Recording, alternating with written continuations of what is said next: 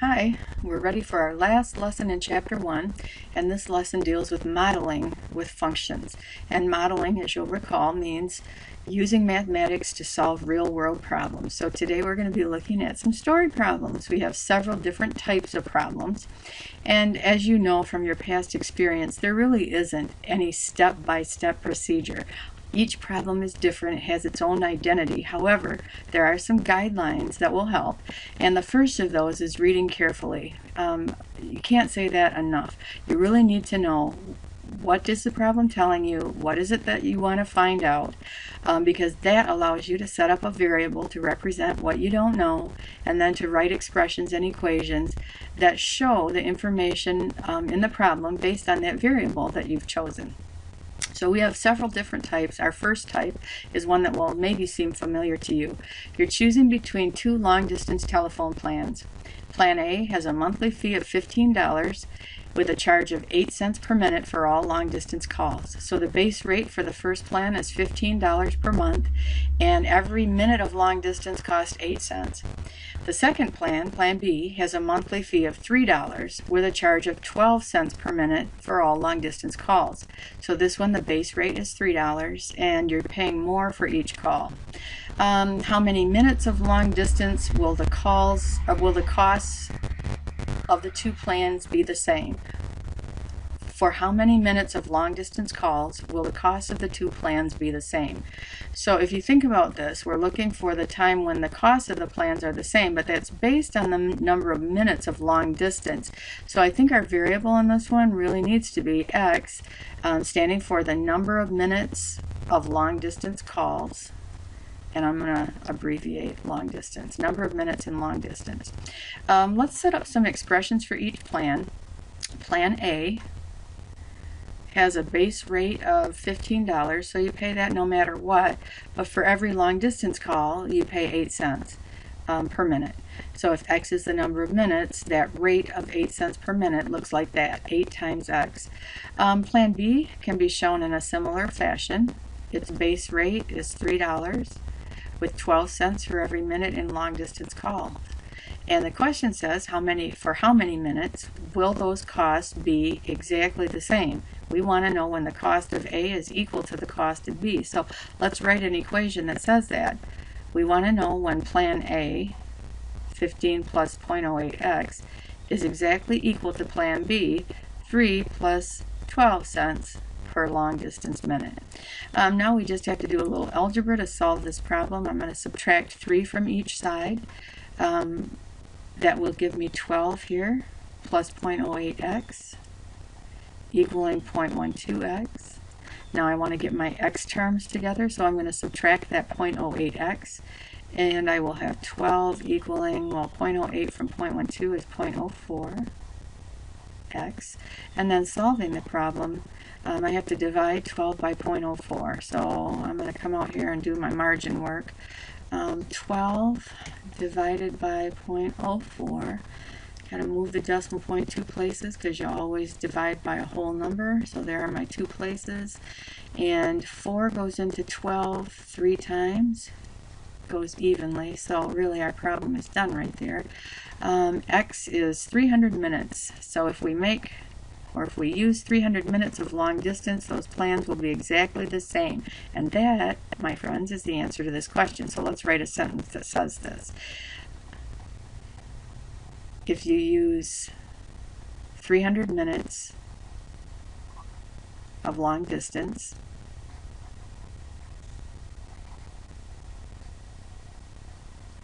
the plan's cost will be the same.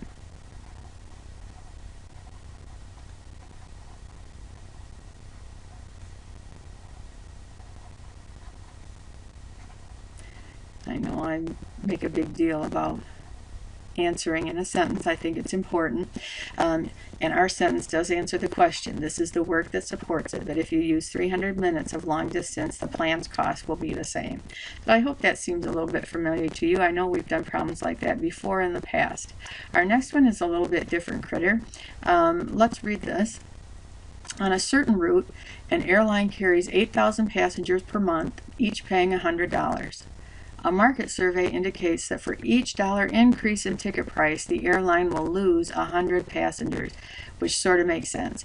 Okay, the average number of passengers is 800. The cost of a ticket normally is $100, and this says what you know to be true. When you raise the price, less people will go. For every dollar increase, the airline loses 100 passengers. This problem has been broken up into three parts to help us solve it. So it's to help us work through step by step. And it says first that we should express the number of passengers per month, N, so capital N stands for the number of passengers per month, as a function of the ticket price, X. So we're going to write some expression based on X, that will let us talk about the number of passengers. Well, we know 8,000 passengers is what they expect. And if everything stays the same, we could leave it right there. However, they also told us that if ticket prices go up by $1, for every dollar that it goes up, they'll lose 100 passengers. So we have to kind of incorporate that into the number of passengers that are going to be on this flight. Losing, so they're going to subtract 100 passengers. So this stands for the number of passengers right there. 100 passengers for every dollar that the ticket price is above 100. So if X is standing for ticket price, every dollar that it's more than 100 is going to cost them 100 passengers. So that is ticket price. I almost wish that this problem had not used 100 in both places, because it makes it a little bit dicey trying to describe what is what. But the number of passengers they can expect is this, 8,000, unless if a ticket price goes up over 100, right? For every dollar that it goes above 100, they're going to lose 100 passengers. So I think we have our expression there correct. Now it says that we should express the revenue for this route as a function of the ticket price. Well, revenue, folks, that's the amount of money they take in. And what they are going to take in is X ticket price for every passenger that they have. And we could put an N here, but we've got an expression that's the same thing as N, number of people. So I'm going to use that 8,000 minus 100 times X minus 100. And we could probably do some simpling underneath, because I think it's going to take a couple of steps. Inside here, I have a distribution that has to happen first. So my X is still on the outside. I have 8,000. But what I have to subtract from that is 100X. And then negative 100 times negative 100. That's going to be plus a 1 with 4 zeros. All right, good. Let's combine like terms in there as well, because that'll just make it easier for us to do our work. And so now I'm going to come back down here. I don't want to draw an arrow, but that's the same thing as X times numbers. That's 10,000 and 8,000, so 18,000 minus 100X. And we could do this distribution as well, and I'm not sure that one way is better than another, but I'm going to finish it right out. 18,000X minus 100X squared is our final equation for monthly revenue. This is how much money they can expect to take in. 18,000 times the cost of a ticket minus 100 times that ticket cost squared. I like this last part because it says use your calculator to find the ticket price for this route that maximizes the airline's revenue. So let's see, 18,000X minus 100X squared, and here comes my calculator. I'm going to go ahead and minimize my screen here so that I can see both at the same time. And what I'm looking for is 18,000X, so 18,000X minus 100X squared.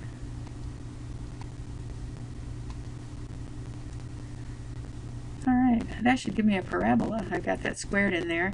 The coefficient that has the squared term is negative, so it should be opening downward. Let's see what we get. Oh, well, I'm going to hit enter, and I see absolutely nothing. How about you? We probably got to think about a window that makes sense in this situation. So let's go to the window setup menu, and that is here. We want to make our own window settings, I think. And I've had a chance to think about this. I know you haven't, but X is the ticket price, and I know they'd never charge 0 for a ticket price. However, I'm going to say maybe it'll go there. Normally, their ticket price is 100, so it could be either above that or under that. I'm going to go with 300 here, and that just means it'll auto scale it. The Y's are the revenues in this problem, and I need to clear out this other number. They probably are not going to get to the 0 revenue, but I like to start at 0 because I always think I want to see the whole thing. And then it would have been 800,000 if the ticket price were right around $100. So I'm going to make the maximum on this be more than 800,000. In fact, I guess I'm going to just go with 1,000,000,000,000, and my calculator will figure out the best way to scale that axis. So here comes a picture. All right, I want to just expand this a little bit so that you can see it more fully. Good. Okay, our question was find the ticket price that maximizes this function. So we are looking for the maximum up there of this graph. Thank goodness my calculator will do that for me, and it's a 6 to analyze, and I'm looking for a maximum. That's function 3 in that menu. The lower boundary I'm going to set here, the higher boundary here, and you can see that it's telling us when the ticket price is 90, they will make 8.1 times 10 to the 5th. That's a lot of money. The ticket price, though, that we need to get that highest profit or revenue is $90, and that's what our problem asked for. X is equal to 90, and as far as answering this, the maximum profit or revenue, I keep saying profit, but it's revenue. The maximum revenue is, now let's see, it's 8.1 times 10 to the 5th. So 8, here's 1, 2, 3, 4, 5. Maximum profit is $810,000 when ticket prices are at 90, or when a ticket costs $90.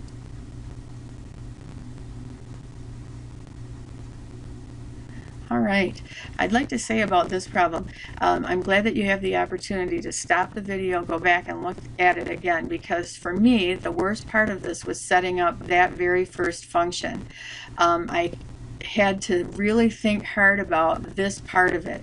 They're going to lose 100 passengers for every buck that a ticket price goes above 100. So the parentheses shows the number of dollars above 100 for a ticket price. That's the number times 100 of passengers that they will lose from their 8,000. So I just thought that was a really good problem, but one that was a little bit different perhaps than other problems we've seen. Let's go on and see what the next page brings to us. All right, this one sounds, well, let's see. A machine produces open boxes using rectangular sheets of metal measuring 15 by 8 inches. The machine cuts equal-sized squares from each corner. Then it shapes the metal into an open box, it should say an open box, with no cover by turning up the sides. Okay, so I know for me, I need to see a picture of this, and I'm going to do this. They start with a rectangular sheet of metal, and it says that they cut equal size squares from each corner. So in each corner, they cut out a square so that when they fold along these lines, they'll get a box, and the box won't have any cover. All right, we are to express the volume in cubic inches as a function of the length of a side of the square cut from each corner, and that's X. So our X is standing for each of these pieces, and they're all the same. These are all X. Let's see. And the measurements that they gave us, 15 by 8. So that entire length was 15 before you cut those two X sizes out of it. And this entire length was 8 before those X's were cut out of it. We're supposed to express the volume of the box. So if you think about volume for a rectangular solid, many of you would say it's length times width times height. All right, I'll go with that, and I'll say that I believe, according to my picture, the length on this thing is 15 minus 2x. It was 15, but we cut those two little x-sized pieces out of it. So the length is 15 minus 2x. The width, well, that's that 8, also minus 2x. And then the height, well, when you fold these flaps up, the height is going to be just plain old x. Do you see that? Good. All right, I believe we got an expression for the volume of this thing. And let's see, it asks us to find the domain and range of the volume. Well, that's kind of an interesting question. As you think about this, I'll tell you what, we would know the range if we found the maximum volume that you could get out of it. So it might be worth our effort to find out what that maximum would be. And as far as domains, well, you can't have any negative numbers here, obviously. And x can't get bigger than 4. If it gets bigger than 4, then you will lose that whole dimension. So as far as domain, I believe that we can say the domain is, and you can't include 4, but it's that domain must be bigger than 0, but it must be less than 4. Okay? The domain can go from 0 to 4. And then we can find the range in one of two ways. We can figure the maximum volume here, or we can use the domain numbers to spit out an appropriate range. I want to just go to my calculator again, my trusty calculator. Okay, I have a new graph page, so I'm going to put my function in there. 15 minus 2x multiplying 8 minus 2x multiplying just plain old x. As far as a viewing window, I believe I've talked a little bit about domain already. I know that the smallest that the cut length can be is 0. The largest it can be is 4. And it really can't get to either of those exactly, but 0 to 4 will give us a good shot of this thing. As far as volumes go, that's a numeric measure, so starting at 0 makes sense to me. 8 times 15 is 120, I believe, and I think that that's the highest that we could have, so I'm going to put 120 in there, and we'll see if we need to adjust that at all. Perhaps we will. Let's see, when we hit enter, we'll know.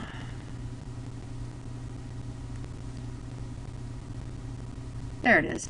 And as I said, I want to know the maximum, because the maximum of this thing is the largest that the volume can get to, so that will be the largest range value. So I am going to use my analyze graph functions. I'm looking for maximum, and the maximum starting there and going to here is, okay, yeah. The largest volume is 90.7, and those would be cubic inches when the length of the cut is about 1.67 inches. So let's get back to the problem here. And the domain definitely, so I want to write what we just found out. The maximum is at 1.67, so when x is at 1.67, and it was about 90.7 cubic inches. So our range then is anywhere from 0 in volume, which would be meaningless, to around 90.7 cubic inches. So there's our domain and range, and we used our calculator again to find the largest range value. Moving on. We have a garden, it says, Oh, not yet. We have fencing. 200 feet of fencing to enclose a rectangular garden. Oh, here's the drawing again. So there's the rectangle. 200 feet of fencing to go around it, so the perimeter can't be more than 200 feet. Express the area of the garden as a function of one of its dimensions, x. Find the lengths of the sides of the garden that give maximum area. So we choose one of these dimensions to be x and realize that that is x also. We have 200 feet of fencing to go around, and right now 2x are gone from it. I want to just write out in the margin, this is what we have left, 200 minus 2x, and that has to be split between the top and bottom, so divided into half. And I think that you can quickly see this must be 100 minus x, as is this. The picture here is way better than any other tool to set this problem up, because now when I'm going for the garden's area, right, that's a length times a width, so it's x times the quantity 100 minus x. There's an equation that mimics or models the area for this garden.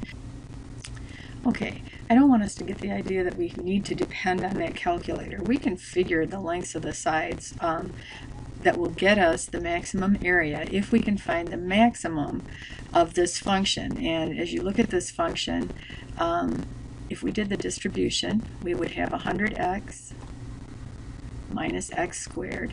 And folks, that's a parabola. Opens downward because the squared term is negative. I'm going to rewrite it in standard form.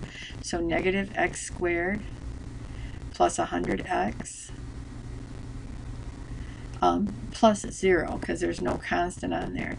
If you think about this, folks, we know that the vertex of the parabola from our lesson a couple days ago happens at the opposite of b over 2a.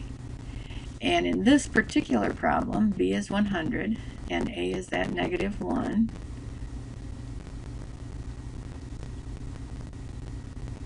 And so if we go for, and again, what I'm looking for is the vertex x here. Okay? The vertex will be at negative b over 2a.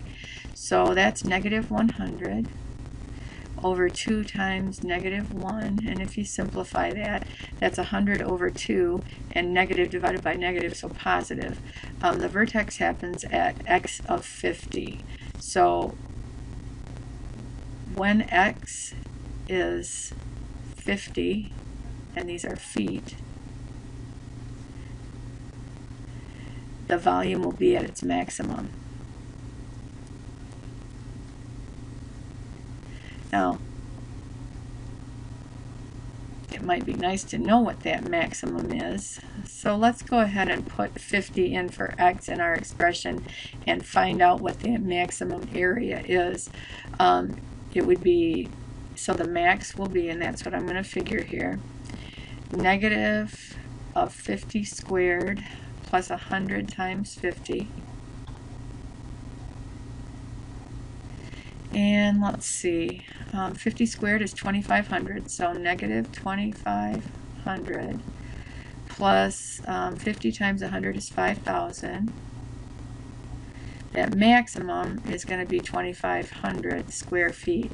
It's maximum, so when x is 50 feet, or side length in this picture, the volume will be at its maximum of 2,500 feet squared. Nice solution to this problem, and totally done without technology, which is kind of nice. So you've looked at several different types of word problems today. We're going to ask you to try that U-Try as quickly as you can tonight, and in class the next period we will be talking about modeling with mathematics. Have a good evening.